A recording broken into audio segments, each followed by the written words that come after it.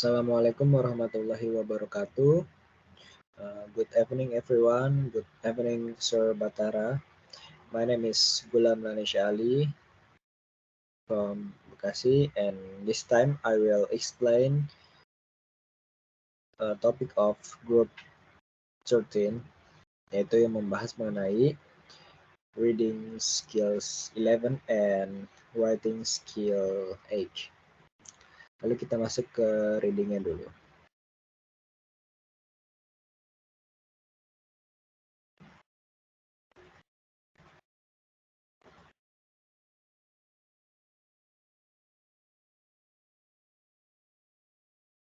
Nah, kita masuk ke reading skill 11. Yang pertama tuh use context to determine a meaning of simple word, yaitu di sini kita bisa menggunakan konteks untuk menentukan makna dari kata-kata yang sederhana. Lalu di reading skill 11 ini, you will sometimes be asked to determine the meaning of a simple word, a word that you see often in everyday in English. In this type of question, you should not give the normal, everyday meaning of the word. Instead, the TOEFL test wants to know the meaning of the word in these situations. Jadi, untuk pembahasan reading skill 11 ini, kita tidak boleh menggunakan bahasa yang normal yang kita gunakan sehari-hari. Tetapi, sebaliknya TOEFL test ini ingin mengetahui arti kata dalam situasi ini, tetapi kita tuh tidak menggunakan kata yang sehari-hari kita gunakan. Contohnya itu ada dalam kata he put his answer this way. Dia menjawab seperti ini. Lalu pertanyaannya adalah the word put is close in meaning to which of the following. Jadi kata put itu paling dekat artinya dengan kata yang mana. Jadi in this type of question, you should understand that put is a normal, everyday word, and you're not being asked to give the regular meaning of a normal, everyday word, because the primary meaning to put is the place. Answer A is not the correct answer. To answer this type of question, you must see which of the answer best fits into the sentence in the passage. You cannot place an answer or set an answer or hand an answer, but you can express an answer. So answer C is the best answer to this question. Jadi dalam pernyataan ini kata put adalah kata yang kita gunakan sehari-hari. Kita diminta untuk mencari kata pengganti put dengan kata-kata yang mendekati. Di sini kita tidak dapat menggunakan jawaban A yaitu place karena nanti jadinya dia mendapatkan sebuah jawaban. Lalu jawaban B kita juga tidak dapat menggunakannya karena nantinya akan menjadi dia mengatur jawaban. Lalu kita juga tidak dapat menjawab memakai jawaban yang D atau hand. Nanti jadinya dia memberikan sebuah jawaban. Jadi jawaban yang paling benar adalah C atau express karena jadinya dia mengungkapkan sebuah jawaban. Nah, lalu kita masuk ke TOEFL exercise 11, yaitu study each of the passage and choose the best answer to the question that follow. Nah, jadi TOEFL exercise 11 ini kita tuh disuruh mencari kata pengganti yang kata-katanya itu bukan kata-kata sehari-hari yang kita gunakan. Di dalam passage 1, question untuk 1 sampai 3 di dalam kalimat paragraf ini. Lalu kita masuk ke dalam soal yang pertama, yaitu the word rogue in line 1 is close in meaning to. Jadi nomor 1 ini kata yang mendekati kata rogue itu yang mana? Jadi jawabannya itu adalah C, approximate. Karena dalam kata rogue di dalam kalimat which was the rogue equivalent of the American dollar, yang berarti yang setara dengan dolar Amerika, yaitu berarti jawabannya itu adalah C, approximate atau perkiraan. Karena nomor 1 itu kalimat rogue itu ada dalam kalimat merujuk kepada sebuah perkiraan. Lalu yang kedua itu stores in line 3 are probably. Jadi kata store memungkinkan mendekati yang mana? Jadi jawabannya itu adalah yang D atau supplies. Kenapa? Karena kata dalam kalimat when the stores of Spanish ships were regularly stripped by pirates on the waters, yaitu sama dengan sebuah market atau supplies atau persediaan telah dirampok oleh sebuah bajak laut. Maka jawaban yang paling tepat yaitu supplies atau persediaan. Lalu masuk ke nomor 3, yaitu the word take in line 9 could best be replaced by. Jadi yang ketiga itu kata take dalam baris ke-9 tuh paling benar tuh digantikan oleh yang mana. Jadi kata take dalam kalimat so take it that the price of an items is being given, yang berarti harus menganggap bahwa harga suatu barang sedang diberikan. Nah, itu hal tersebut merujuk kepada jawaban yang mana? Yang benar adalah jawaban yang B atau understand, yaitu memahami. Oke, nah kita masuk ke writing skills. Nah, lalu ada writing skills H, yaitu edit written expression, yaitu mengedit ekspresi sebuah penulisan. Lalu kita masuk ke dalam skill 8A, yaitu inversion and agreement. Jadi errors in inversion and agreement are covered in the structure and written expression session of this books. You may want to review the skills. Jadi ada dua error nih di dalam writing skill 8A ini. Jadi 8A ini kita tuh disuruh mencari error atau kesalahan di dalam struktur penulisan dan ekspresi yang tertulis pada buku ini. Nah, di dalam writing skill 8A ini ada dua error. Yang pertama itu ada error yang pertama, sentence with inverted subject and verbs, yaitu kalimat dengan subjek dan kata kerja yang bisa saja terbalik, yaitu setelah penggunaan kata tanya seperti apa, kapan, di mana, mengapa, dan bagaimana. Nah, contohnya itu seperti kata where are you going atau kemanakah kamu pergi. Nah, lalu masuk ke error yang kedua, yaitu problems with subject and verb agreement, yaitu masalah yang terdapat pada perjanjian subjek atau kata kerja.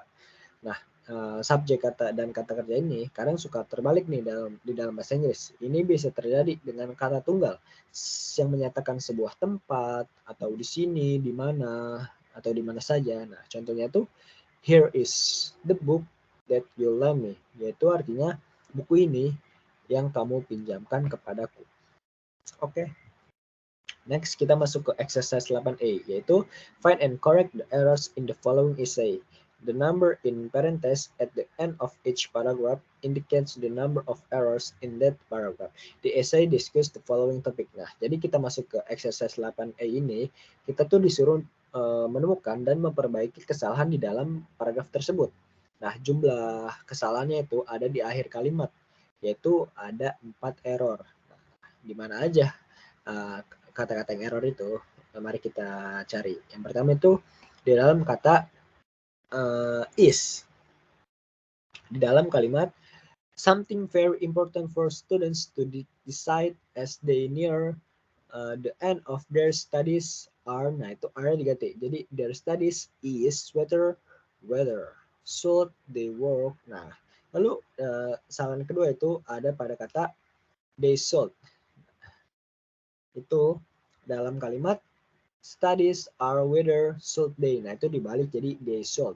Lalu kesalahan ketiga itu ada dalam kalimat this decision about my future are. Nah, are itu diganti dengan kata is. Jadi ya, this decision about my future is one that I face soon myself. Lalu yang terakhir ada dalam kata have, yaitu dalam kalimat to me each of these positions have. Nah, have itu diganti has. Jadinya to me each of these positions has clear advantage. Oke, itu jumlahnya ada 4 error.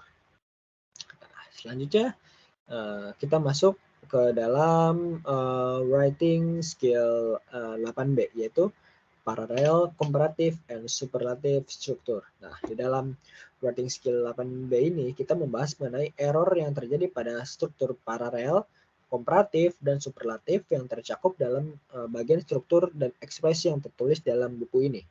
Jadi, di dalam error 8B ini, error in parallel, comparative, and superlative structures are covered in the structure and written expression section of this book. You may want to review the skills. Nah, ada dua nih error di dalam 8B ini.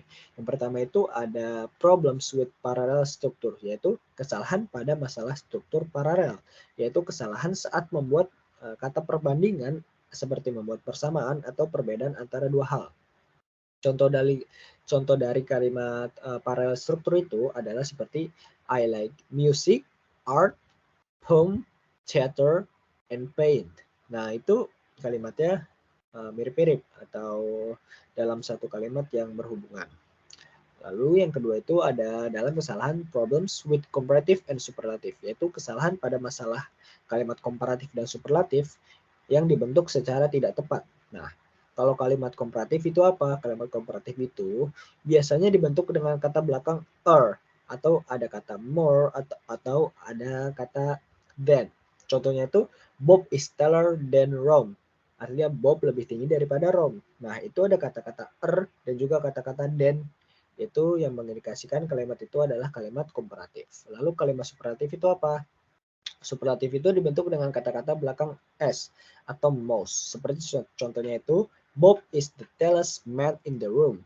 Bob adalah pria tertinggi di ruang tersebut.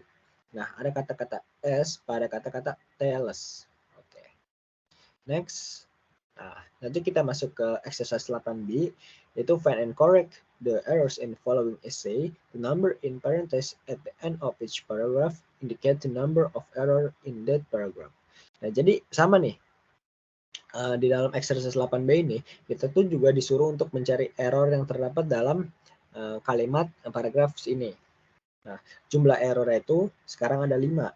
Error itu berhubungan mengenai kalimat paralel struktur, komparatif, dan juga superlatif yang sudah tadi dicontohkan. Nah, mari kita cari error tersebut. Yang pertama, ada dalam kata obtain. Di dalam kalimat, and obtaining a university degree is to success financially. Nah, itu obtain-nya diganti ditambahin ing di belakang. Jadi, and obtaining a university degree. Nah, selanjutnya kita masuk ke error yang kedua, yaitu dalam kata it will be better for me. Itu dibalik, jadinya the better it will be for me. Nah, itu yang benar.